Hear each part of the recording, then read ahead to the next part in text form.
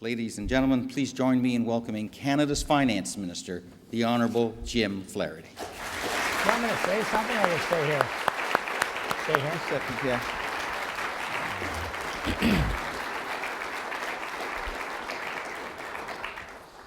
I never thought I would be so graciously introduced by Premier McGuinty's former Chief of Staff.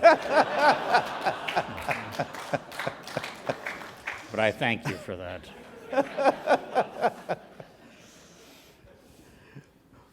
So, Where'd you get those socks? he did. Do you like those socks? Huh?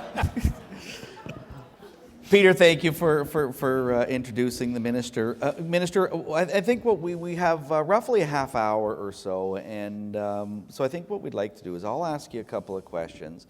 I know there's some students in the room tonight who will have preference on my order list to ask some questions. And maybe we can just go back and forth a little bit. I don't know, Minister, if you'd like to just make some comments in general before we get started, or I could go right into some questions.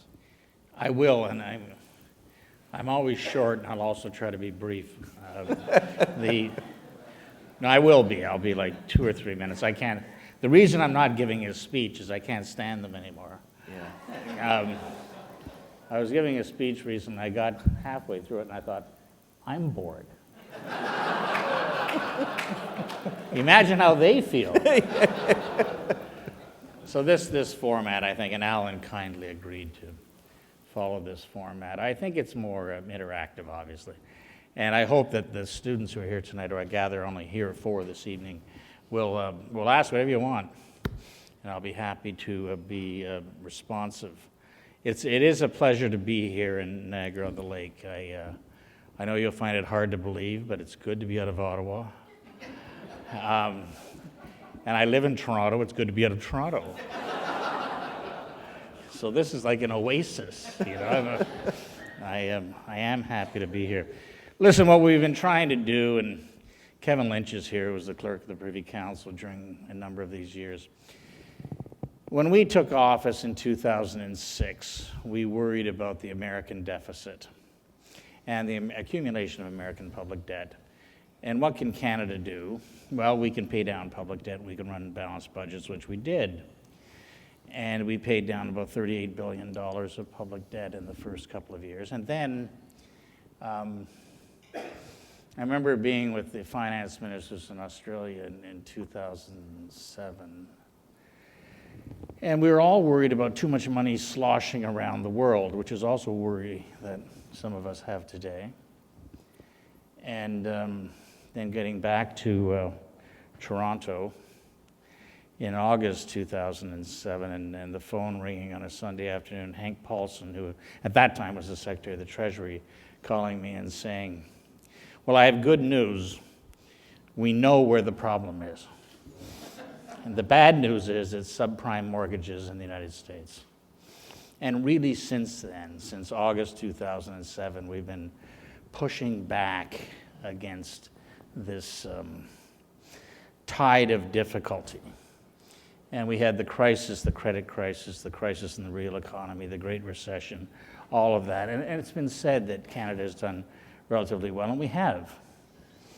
A lot of you represent financial institutions. They've been responsible. The superintendent of financial institutions, the governor of the bank, everybody has acted in a responsible way. And the Canada brand, which was mentioned, is a strong brand.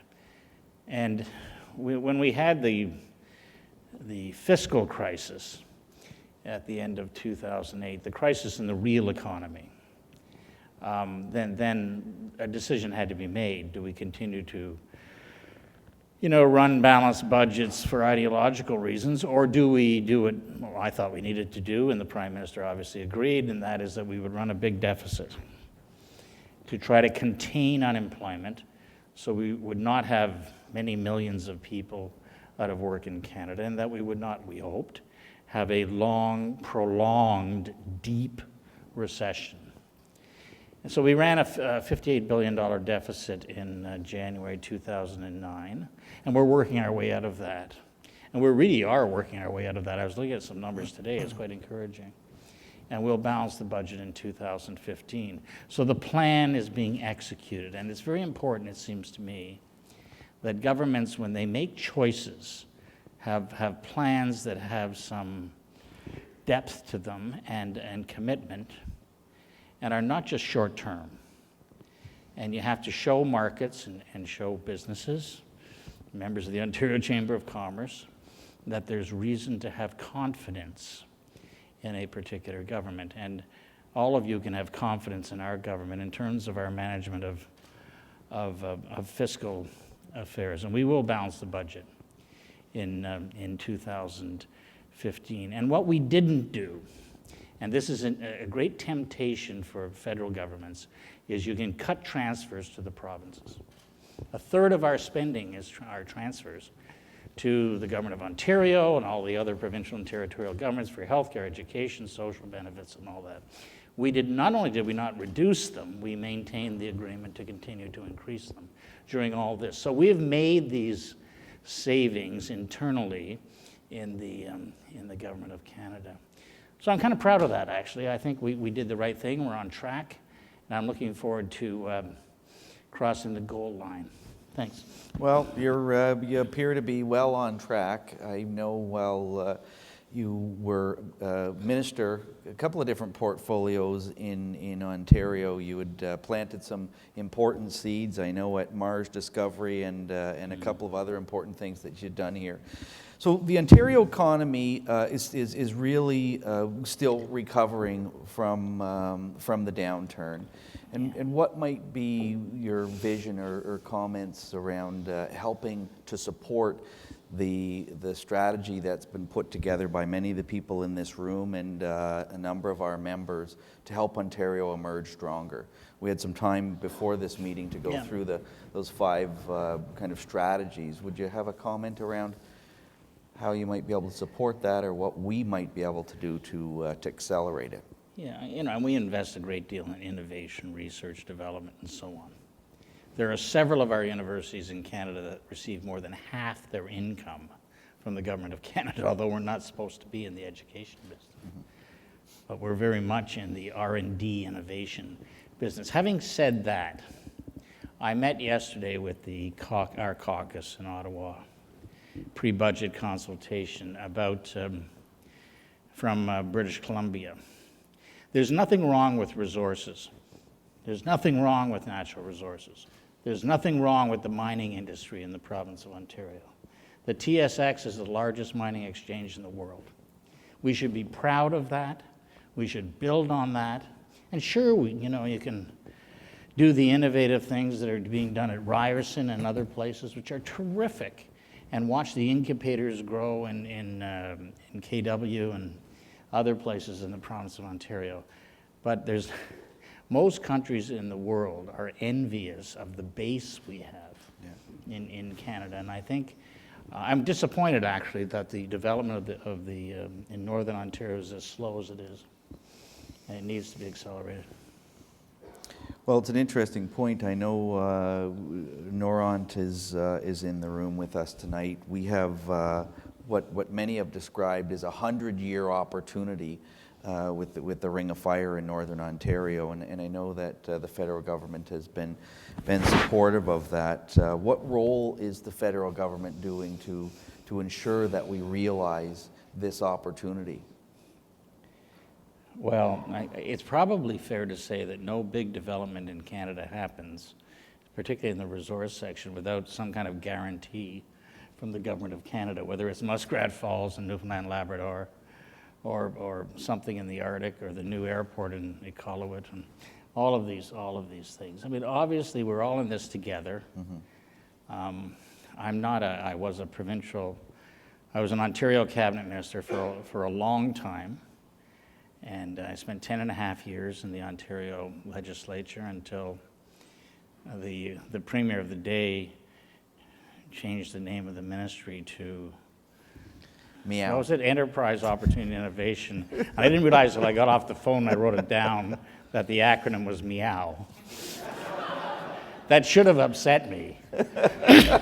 But right away, Baird called me.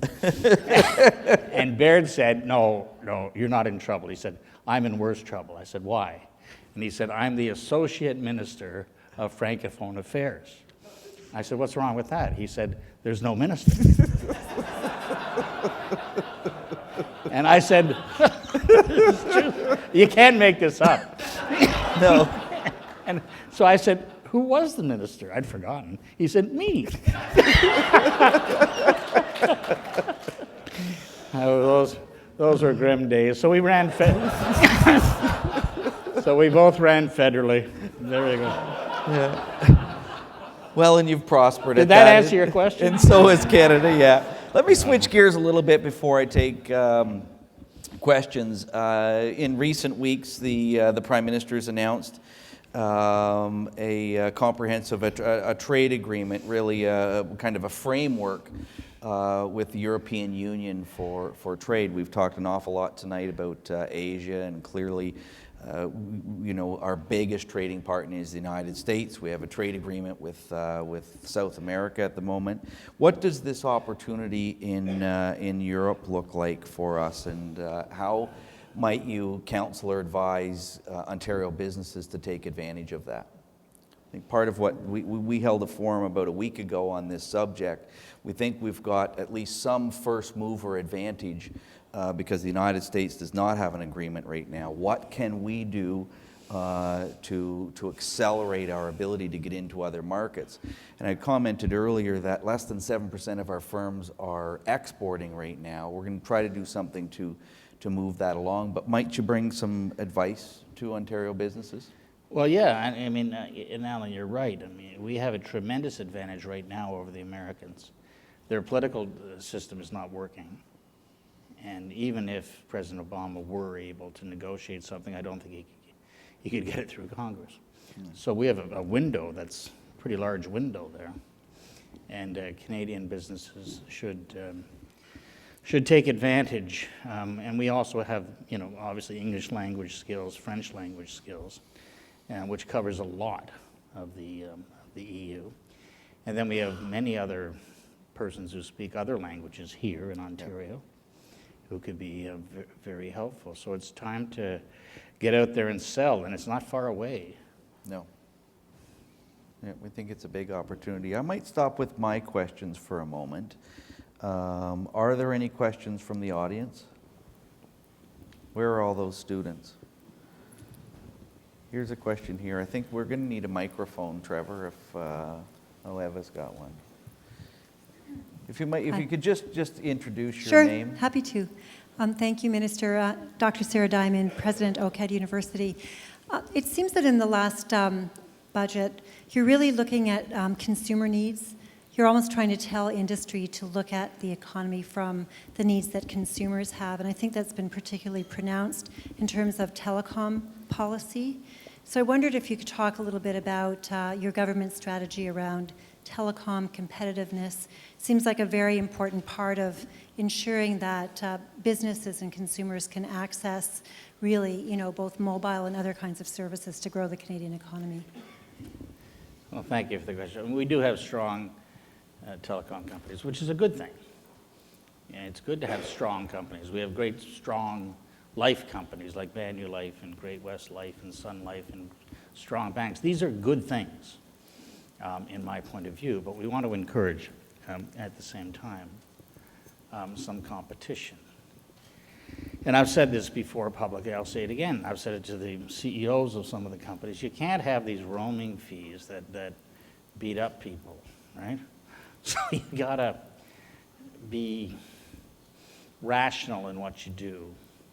I'm profit-oriented. I used to be when I was in the private sector. I hope someday to be profit-oriented again. And I understand business, I hope. But I think there needs to be moderation with respect to some items, particularly with respect to young people and and roaming fees and text messaging and that kind of thing. Because I have 3 22-year-old sons, and I see some of the bills at home, and I go, oh my goodness. And it's probably my failure to educate them, but it's good to be profitable, it's good to grow, we're going to have another spectrum auction and all of that. But moderation in all things is welcome. You mentioned next generation. You and I earlier this afternoon had a conversation about the civil service, which in years past was really a place where the best and the brightest went. I think many of us would share a concern that over the course of the next number of years, some of the best and brightest and the most experienced men and women in the civil service are leaving. What might you say to the next generation here about joining government, about that as a potential career choice? And how serious do you think that this looming problem is?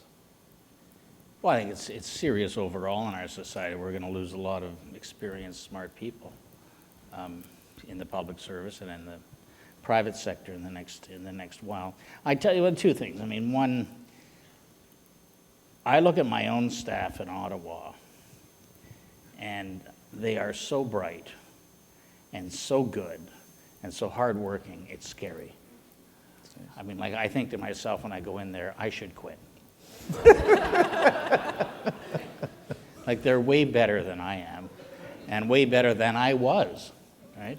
They really are, and they're educated, and they have MBAs and law degrees, and what's the degree you have? Master's degrees in public administration, public policy from the University of Calgary, Jack Mentz's school. You know, they're just incredibly qualified young people who aren't afraid to work hard, which is refreshing for me. Now, you're right about the other end of the scale. My deputy minister, for example, who Kevin knows well, Michael Horgan, has 35 years in the public service. Well, he's still working, but he's working, I did the arithmetic, he's working for 10 cents on the dollar. He's fully entitled to his pension, right? So, but he's doing it because he cares about public service and he has the values of public service and public policy. And I think that is invaluable. And I say to the students who are here and others, it wouldn't hurt to spend 2 years, 3 years, 4 years, 5 years, whatever, in the public policy sector because it broadens your horizons. I practiced law in the private sector for a long time, and it's great to win a case in court, but it's one case. And what I do now, what I've done for the past, whatever it is, 15 years or so, 18 years, is just more broadening and more creative, and I hope more influential. So I think we could do better. You might want to get Kevin and some of the others in the room here to talk about it. We've never been terrifically good at moving people from the private sector to the public sector and back to the private sector in Canada. Yeah. The Americans are much, much better at that. And I think at least in the past, the federal government has been better at doing that than the Ontario government. I've had a number of conversations with former Secretary of Cabinet Tony Dean about how could we do a better job at reciprocally moving people in and out of the private sector to the public sector. And frankly, for some reason I can't explain, we've not done a particularly good job at that. Tony Dean, his first job as Deputy Minister of Ontario was as my deputy as Minister of Labour. And I remember him sort of shaking his head. I could tell he was a Labour union leader at one point. That's right. Looking at me going, how did I get this crazy conservative wacko as my first Labour minister? But he realized that I wasn't that crazy. Okay, Eva. Good evening. How are you? Hi. Hi. I actually have 2 questions for you. Being a student, as all of us here are, Ontario has the highest tuition rates, and it's very expensive for students who are working full-time, trying to volunteer, make a name for themselves, and the fact that there's not as many jobs out there as we'd like to be, we're racking up a lot of debt. What do you think the Ontario government, as well as the federal government, can do to make the tuition rates in Ontario more affordable and help us find jobs for the future and maybe get some of those baby boomers to retire? And then my second one would be, after just the first one, being from the Niagara region, wine is a very big part of my life. And I know that the liquor laws in Ontario make it very hard for the wine industry to move wine outside of Ontario and into foreign markets. And how can we do this? And those are my questions. Thank you. One of those questions while you're jotting that down, Minister, is moving wine just across Canada. You know, I'm still worried about those 3 cabinet ministers in Premier Wynn's cabinet who aren't coming tomorrow. So that'll be a shuffle. Oh.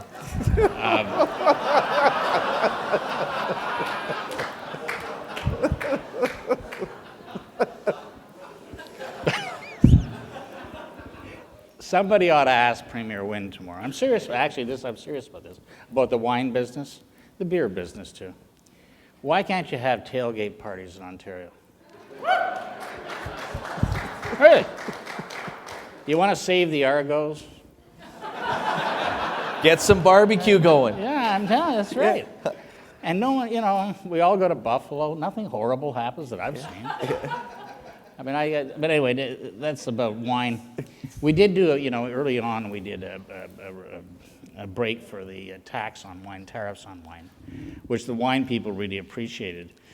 The spirits people are still trying to get us to do the same thing, which we have not done for various obscure reasons. On tuition rates, you're not going to like my answer, okay?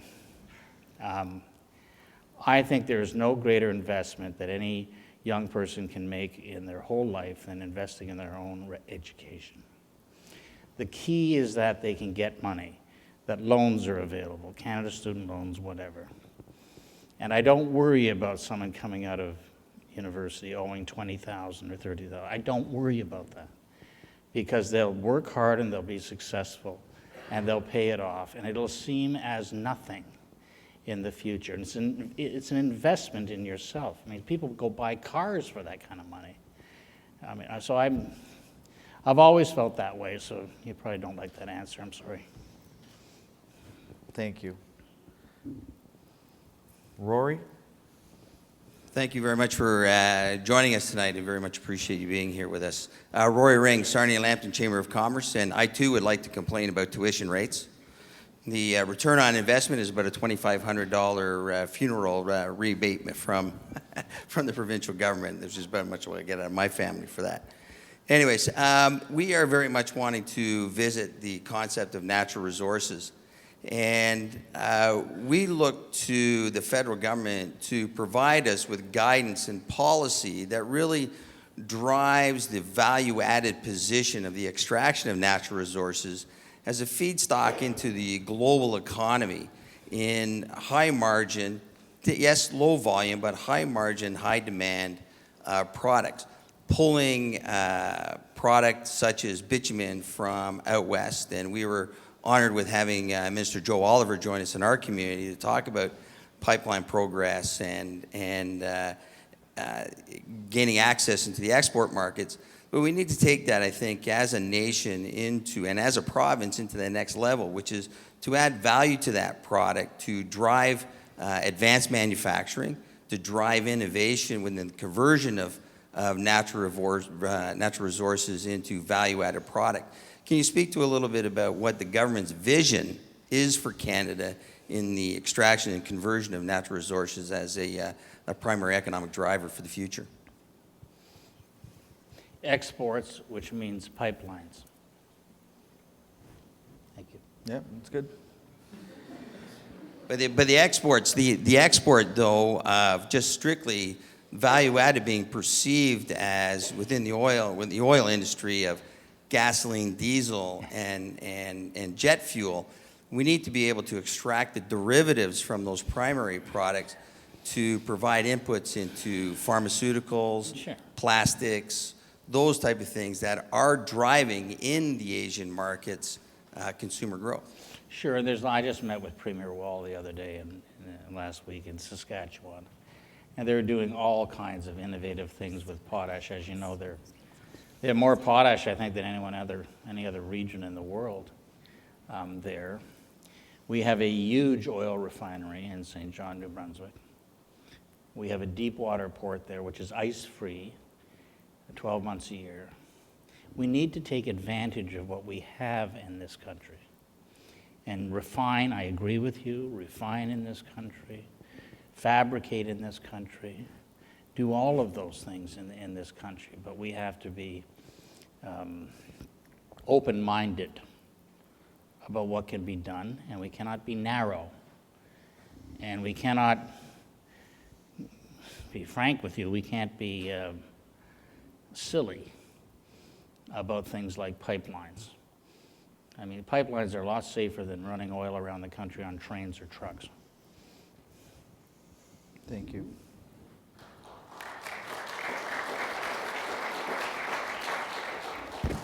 Alex, I see some hands up back there. Folks need here's one here, yeah. Thanks very much, gentlemen. My name is Cooper Millard. I'm here representing the Brock University Students Union. I again had a question about post-secondary education. I do understand the federal government doesn't have, as much to do with post-secondary education policy as the provincial government does, but as someone who went to Princeton and Osgoode School of Law, do you have any advice for any students in today's day and age in what careers to pursue? Because as we both know, there's a shortage in skilled labor. There's obviously a lot of challenges that graduates face these days, with all of the graduates all over the country graduating at a higher rate than ever before because of student access. And that's a good thing, because we all have degrees, and we're all competing for jobs. However, in the meantime, after we've invested in our education, what do you think would be a good road for those students to do? Well, I'm quoting somebody else, but what I tell my own children, who are, one of whom has graduated from Western, one of whom I thought was graduating from McGill, but he was short of credit.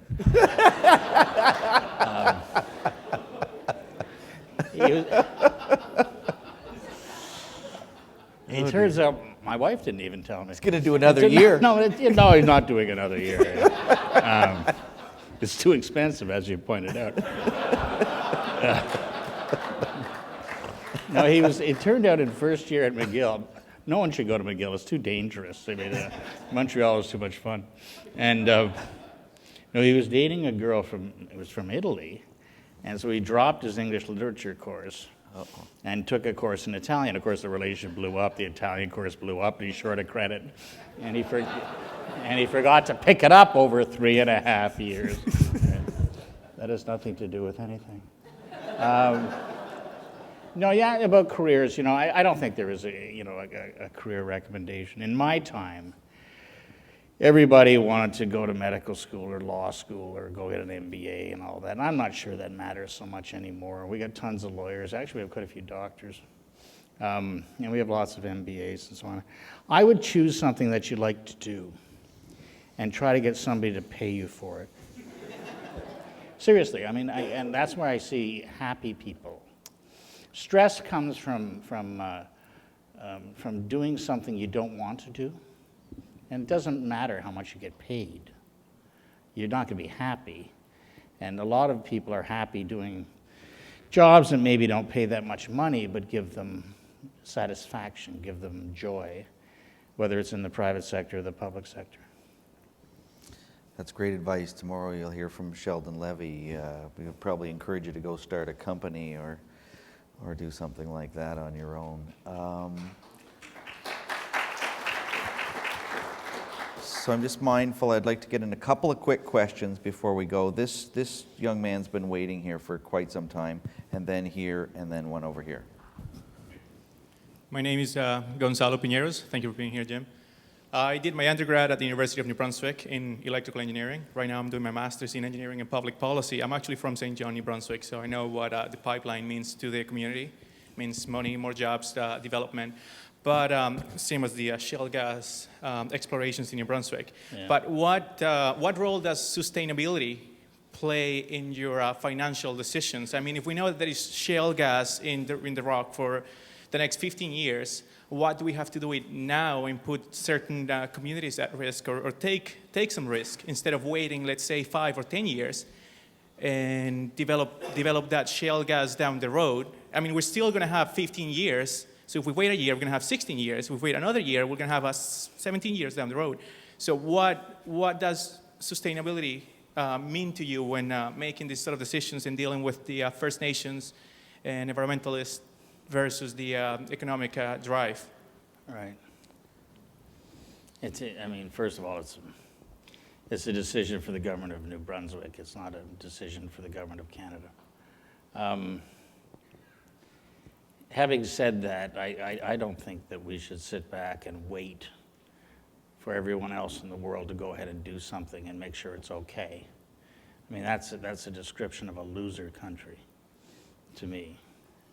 I think what we need to do is follow the science. I'm not a scientist. You know, follow the best scientific advice and go down that path. And I'm not a believer in sort of made-up environmentalism, you know, where people read something in a magazine and make a sign and go demonstrate. I don't believe in that. I think we're a well-educated population. We have well-educated young people. We have great universities, great colleges. Surely we can be scientifically mature and make our decisions about fracking or whatever based on the best scientific evidence that's available. Okay. Eva? Hi, Minister. Hi. First and foremost, welcome to Niagara. Born and raised here, currently work here, so we're thrilled to have you here. My name is Mario De Davides. I'm the Executive Director of Leadership Niagara and the Chair of Next Niagara. Both of the initiatives have a strong mission to engage the next generation and have them connected to the community and connect them to entrepreneurship and workforce-related issues and occupations in our community. The question I have for you is, you can really pick any province that you want, and I think Cooper, a fellow Brock University graduate, had touched on the point. Education levels are rising, young people are smarter and more active than ever, but there isn't the jobs that are out there. We're hearing from workforces that they need the skills, but we can't provide them, yet our education levels are coming up. So aware that that is a provincial issue, but since it's across the nation, that issue seems to be resonating. Would love to hear your kind of thoughts on that and what the federal government plans to do about it. Yeah, I don't avoid responsibility and things like that. We don't have a federal Department of Education because constitutionally we don't have responsibility for education. But the reality is through the foundations, the research foundations, and through direct grants and so on, the federal government spends a lot of money on R&D, innovation, professors, fellowships, and all of that, which is why I get university presidents coming and seeing me all the time. It's not because they like me. So I think what we need to focus on is what's actually happening in the economy. And what we're seeing in the economy is more than half of the jobs being created are being created by innovators. They're not being created by General Motors. You know, I live in Whitby, Ontario, and in the 1970s, General Motors in Oshawa had almost 8,000 workers. Today they have about 3,000. They're producing more cars of higher quality than they've ever produced before. And then I go to Sheldon Levy's university, he's the president of Ryerson University, and I'm gonna get the name wrong, Digital Media Zone in downtown Toronto. And these students explained to me all the projects they're working on, and I have 20 employees, and I have 8 employees, and all this. I didn't understand what the hell they were talking about.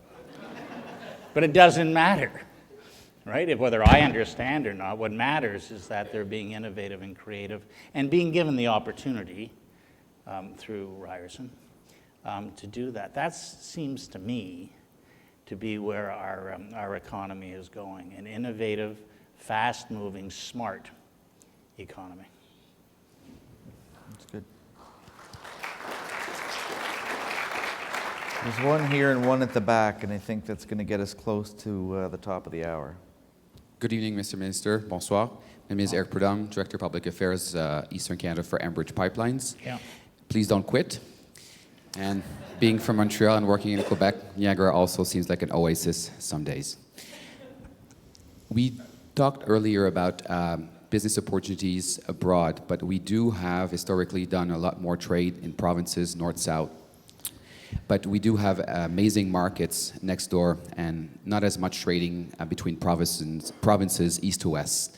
So how, in terms of the federal government, do you view the opportunity to stimulate trade between provinces? In Quebec, for example, there's working communities that have been established between New Brunswick, Alberta. We've seen something going on between BC and Alberta yesterday. So I'd like to hear your view on how we can manage east-west and west-east trade in Canada. It's a good question.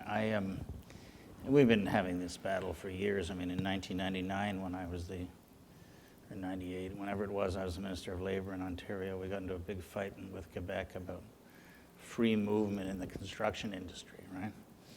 We're still having that battle. I know that the Premier is still having that battle with Quebec.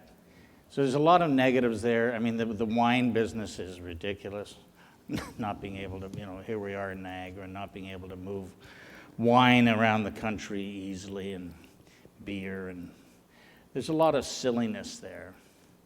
And there's something called the Agreement on Internal Trade, and I think we're the chair this year. The federal government is chair. I was the chair when I was the minister responsible in Ontario, and I remember I had to get out of the chair because we had done something bad. I forget what we had done. And they decided we were guilty. And I said, okay, well, what happens now? They said, well, we go have dinner. There's no consequence to this stuff. I think the good news is on the interprovincial side is labor mobility. Labor is the wrong word. People mobility. People are moving all over Canada, and it's fabulous. And they get a little bit of tax incentives here and there, but it's not really about tax incentives. It's about people going and getting the jobs that are available. There are 14,000 jobs posted in Saskatchewan. You can go online. All kinds of jobs available. The Premier of Saskatchewan said, I felt so silly the other month flying to Ireland to a jobs fair. And by the way, we brought an extra 5,000 young Irish people to Canada because they need to work and they want to work. He said, I felt so odd flying over parts of Canada that have 10 and 12% unemployment rates. And why aren't they coming to Saskatchewan, Alberta, British Columbia, and so on? So, I think we're one country. People should realize that they're welcome wherever in Canada. I certainly feel welcome wherever I go in the country. I hope you all do too. And people ought to go where the jobs are. And this is not new. I mean, my family emigrated from Ireland to St. John, New Brunswick.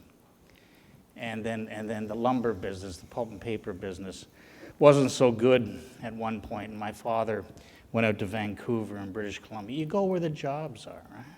There's nothing wrong with that. I think it's the joy of living in a country that has so many opportunities. Trevor, can I do one more? Okay, one more, because there's a guy standing at the back, and he's remained standing. Hello. Hey, I want to make it clear there's nothing seeming about Niagara being an oasis. It really is. And the frustrations in Toronto and Ottawa, if you take into account the cost of living here in Niagara, it would more than justify the cost of flying back to Ottawa, right out of our beautiful airport just up the road here. So we'd be glad to have you. My name's Dave. I'm a small business owner here in Niagara. A lot of the conversation tonight that you're hearing from the crowd is of an environmental tone. I don't think I would be out of line to say the umbrella environmentalist is ever broadening. And certainly with my generation and with the upcoming generations, right or wrong, there's a large distaste that seems to be growing out of the development of our natural resources. Again, right or wrong, it seems to be a growing mentality. So my question is just this, would your government envision for the future of Canada a plan B, something that didn't focus and have us primarily loaded in the development of additional resources, such as the Ring of Fire, which is mentioned? Is there a world that we can maybe envision that doesn't force us to look at developing things like that? Well, I'm not exactly sure what you're asking, but I think I understand where you're going. It's a false dichotomy to me to say you cannot have responsible, sustainable resource development. Of course you can. If you ever get a chance to go visit the oil sands, go. You'll see the lakes and the fact the moose have come back and the bears in the old tailing ponds, and they've been cleaned up and all that. Sure, there was a time when things were environmentally irresponsible, but we've learned an awful lot in the last generation. So I don't view it in a dichotomous way. I think one can do both. And when I look at the issues in this country, I look at, the largest group of people we have in this country, young people who are not working, are Aboriginal people. Where do they live? Most of them live in remote areas of the country that have resources. Go to the oil sands. You'll see, Aboriginal people driving huge trucks, making $120,000 a year. What's wrong with that? As long as the development is environmentally responsible. So I think we need to be mature and scientific and sensible in how we approach these issues. But I'm sure not going to say no to any project that is scientifically sound, because people need work. Okay.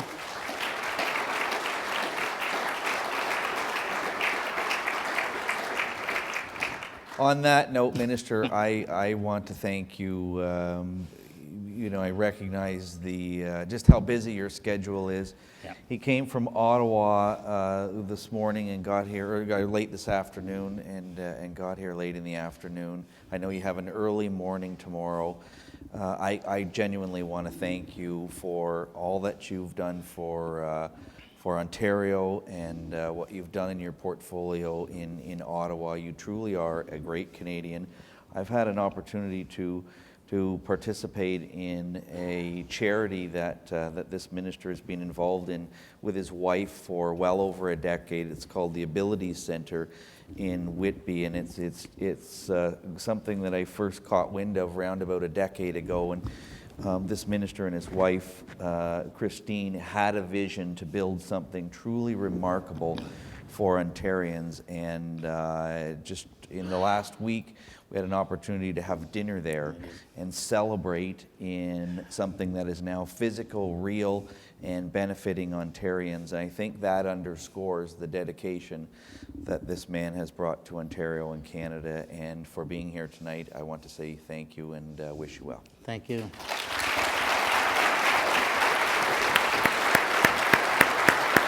Thanks.